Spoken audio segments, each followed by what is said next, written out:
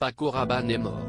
Si est ce que l'on apprend, ce vendredi 3 février, le grand couturier, parfumeur et homme d'affaires Paco Rabanne, de son vrai nom Francisco Rabanne Cuervo, est décédé à l'âge de 88 ans à Port-Salle, 29, où il résidait, selon Télégramme. Le grand couturier espagnol, qui a marqué l'univers de la mode pendant des années, adorait la Bretagne et si est là-bas qu'il est mort, dans cet endroit où il avait une maison en bord de mer, son havre de paix dans le Finistère.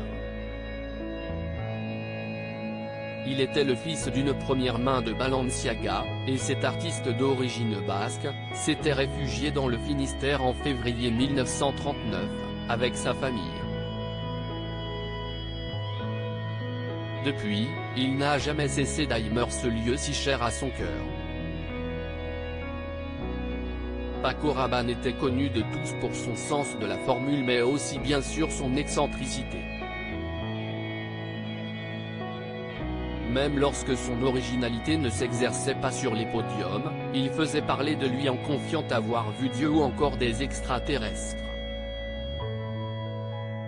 De quoi le faire défrayer la chronique plus d'une fois.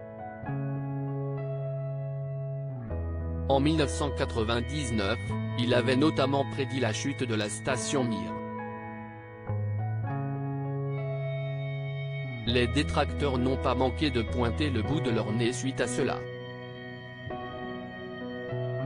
Célèbre pour son style métallique et ultra féminin, révolutionnaire dans les années 60, il avait été élevé au rang d'officier dans l'ordre de la Légion d'honneur.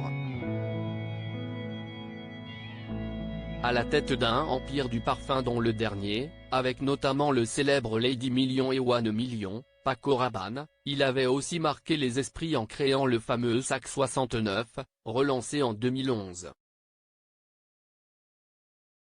De plus en plus discret depuis quelques années en Bretagne, celui qui nous a désormais quittés était assez populaire, au sein de sa commune. C'était quelqu'un d'assez populaire sur la commune.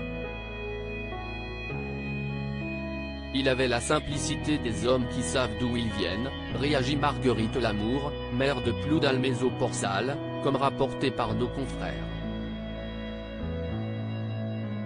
On loue ici sa grande courtoisie, lui qui avait fait l'acquisition d'une maison de type néo-bretonne dans les années 2003-2004.